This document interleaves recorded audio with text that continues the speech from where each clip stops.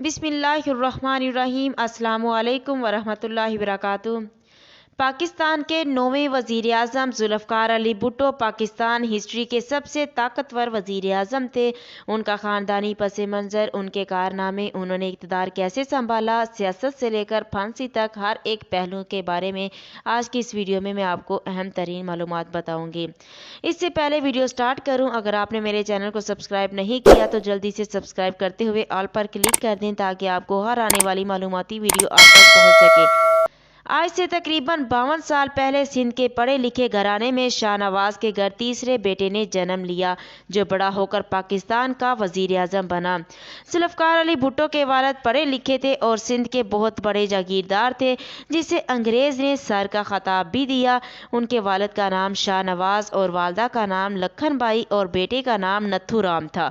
لکھن بائی ہندو مذہب سے تعلق رکھتی تھی اور اسلام قبول کرنے کے بعد انہوں نے اپنا نام خورشید بیگم اور بیٹے کا نام ذوالفقار علی بھٹو رکھ دیا۔ ذوالفقار علی بھٹو نے ابتدائی تعلیم کیتھیڈرل اسکول سے حاصل کی اور 1950 میں برکلے یونیورسٹی سے کیلیفورنیا سے پولیٹیکل سائنس میں ڈگری حاصل کی۔ اس کے بعد 1952 میں آکسفورڈ یونیورسٹی سے لاء میں ماسٹر کیا اور یونیورسٹی ساؤتھ ہیمپٹن میں بین الاقوامی قانون کے لیکچرار بھی رہے۔ 1953 میں سندھ ہائی کورٹ سے وکالت کا آغاز کیا اور ایس ایم لاء کالج میں بھی پڑھاتے رہے۔ ذوالفقار علی بھٹو ایک نڈر بہادر انسان تھے، جنہوں نے کبھی بھی دشمن کے آگے جھکنا برداشت نہیں کیا۔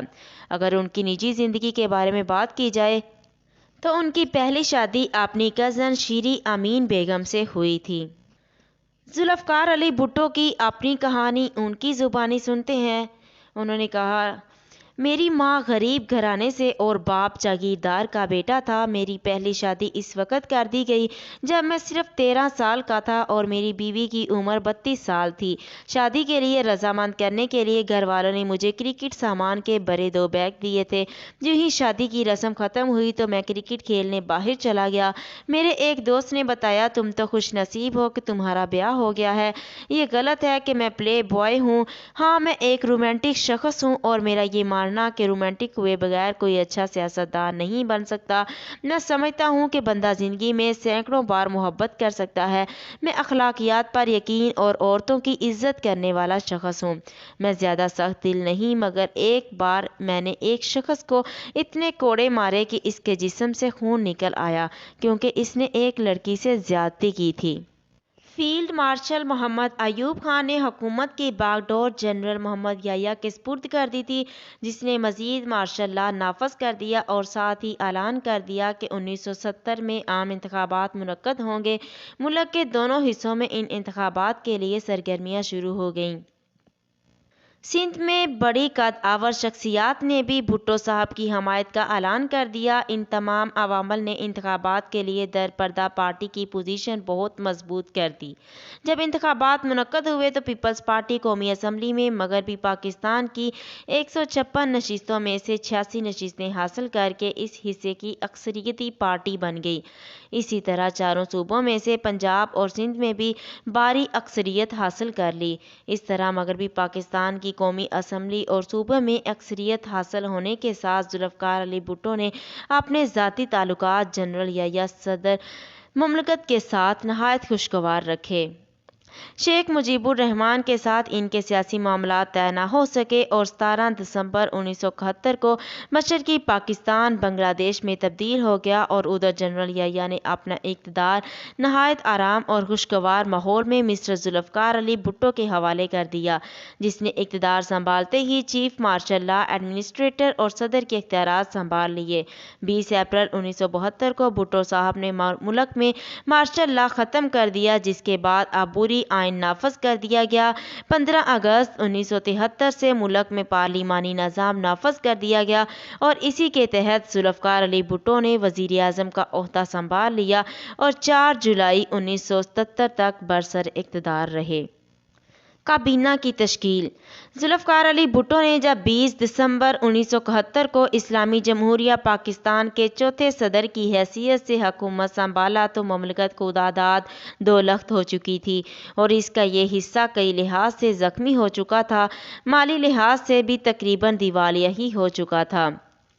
بھٹو صاحب نے اپنے اور اپنے رفقا کے تدبر سے اس میں فوری طور پر تبدیلیاں لانا شروع کر دیں اور ملک کی ترقی کے لیے کئی ایک اقدامات اور اصلاحات کو بروئے کار لانے کے لیے فوری طور پر مسٹر نور الامین کو نائب صدر کا عہدہ سنبھالنے کو کہا۔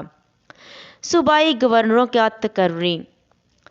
گورنر سندھ ممتاز علی بھٹو، گورنر پنجاب غلام مصطفیٰ خر، گورنر سرحد حیات محمد خان شیر پاؤ، گورنر بلوچستان غوث بخش بسنجو۔ بھٹو صاحب کے چند اہم فیصلے یہ تھے۔ علاوہ ازیں بھٹو صاحب نے کچھ فیصلے کیے، ان میں سے چند ایک یہ ہیں: غداری کے ملزموں کے سوا تمام سیاسی قیدی رہا کر دیے گئے، مشرقی پاکستان کے تمام ضمنی انتخابات کالعدم قرار دے دیے گئے، سرمایہ داروں کو حکم دیا گیا کہ وہ اپنا سرمایہ غیر ملکوں سے واپس لائیں، نیشنل پریس سے پابندی اٹھا لی گئی۔ 20 دسمبر 1971 کو جب مسٹر ذوالفقار علی بھٹو نے پاکستان کے چوتھے صدر کی حیثیت سے عنان حکومت سنبھالی تو اس وقت ملک میں کوئی آئین نہ تھا اور general Yahya Khan martial law کے تحت حکومت کی کشتی کو چلا رہا تھا۔ انہی وجوہات کی بنا پر بھٹو صاحب کو بھی مارشل لا کے تحت ہی حکومت کی باغ ڈور سنبھالنی پڑی۔ 21 اپریل 1972 کو اس نے مارشل لا کا خاتمہ کیا اور اس کی جگہ ملک میں ایک عبوری آئین نافذ کیا اور ساتھ ہی ایک مستقل آئین کی تیاری کے لیے کمیٹی قائم کر دی، جس کی سربراہی مسٹر محمود علی قصوری کے سپرد کی گئی۔ قصوری صاحب اس وقت بھٹو صاحب کی کابینہ میں قانون اور پارلیمانی امور کے وزیر تھے۔ انہوں نے آئین سازی کا کام شروع ہی کیا تھا تو بعض معاملات میں غلط فہمی اور اختلافات پیدا ہو گئے، چنانچہ بھٹو نے ان کو برطرف کر کے ان کی جگہ مسٹر عبدالحفیظ پیرزادہ کو آئین سازی کا کام سپرد کر دیا۔ بعد میں بھٹو نے ان اختلافات کی بنا پر ان کو قومی اسمبلی کی رکنیت سے بھی فارغ کر دیا۔ حفیظ پیرزادہ نے نیا دستور قومی اسمبلی میں پیش کیا، جسے 10 اپریل 1973 کو قومی اسمبلی نے متفقہ طور پر منظور کر لیا اور 14 اگست 1973 سے اسے ملک میں نافذ کر دیا گیا۔ 14 اگست 1973 کو جب پاکستان کا آئین 1973 عمل میں آیا تو وزیر اعظم ذوالفقار علی بھٹو کی سربراہی میں ایک نئی کابینہ نے حلف اٹھایا اور اس آئین کا قومی اسمبلی میں متفقہ طور پر منظور ہونا ایک نہایت ہی خوش آئندہ بات تھی، لیکن اس کے ساتھ ہی یہ بھی ماننا پڑے گا کہ اس نئے دستور کے مطابق وزیر اعظم کے اختیارات میں بہت اضافہ ہو گیا۔ پروفیسر رفیع اللہ شاہ اپنی کتاب 15 Years of Pakistan میں لکھتے ہیں: This constitution has great importance and is still acknowledgeable as one of the best constitutions of Pakistan. اس کے بعد ذوالفقار علی بھٹو کو نواب احمد قصوری کے قتل کے مقدمے میں گرفتار کر لیا گیا اور 18 مارچ 1977 کو انہیں اس قتل کے الزام میں موت کی سزا سنا دی گئی۔ بعد میں ذوالفقار علی بھٹو نے سزا کے خلاف سپریم کورٹ میں اپیل کی تھی۔ 3 اپریل 1979 کی شب راولپنڈی کی سینٹرل جیل میں ہر طرف سناٹا تھا، ہر طرف محسوس ہونے والا تھا کہ کچھ ہونے والا ہے، اور رات کے 2 بجے جیل کے بڑے دروازے کے پاس والی کوٹری کا دروازہ کھلا اور انہیں کسی نے آواز دی: تارا مسیح اٹھو، تیاری پکڑو، تمہارا کام شروع ہونے والا ہے۔ اور پھر 4 اپریل کا سورج اس خبر کے ساتھ طلوع ہوا کہ ذوالفقار علی بھٹو کو پھانسی دے دی گئی ہے۔ بھٹو شاید پاکستان کے واحد رہنما تھے جن کی پھانسی کے غم میں پیپلز پارٹی کے کئی رہنماؤں نے خودکشی کی تھی۔ کیا آپ جانتے ہیں کہ ذوالفقار علی بھٹو کی پھانسی کے بعد راولپنڈی جیل میں ان کی لاش ایک فوٹوگرافر کے حوالے کی گئی اور وہ فوٹوگرافر لاش کا پاجامہ اتار کر پوشیدہ اعضاء کی تصاویر بناتا رہا۔ جیل کے سیکیورٹی انچارج کرنل رفیع الدین نے بھٹو کے آخری 323 دن میں لکھتے ہیں: یہ فوٹو اس لیے بنائی گئی تھی تاکہ معلوم ہو سکے ان کے ختنے ہوئے تھے یا نہیں۔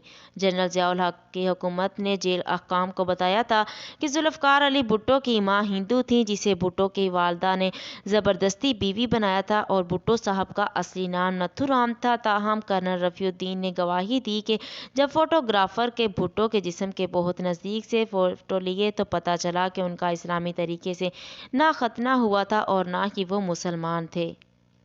जुल्फ़कार अली भुट्टो 14 अगस्त 1973 से लेकर 5 जुलाई 1977 तक पाकिस्तान के वज़ीर-ए-आज़म के तौर पर अपनी खिदमत सरअंजाम दी।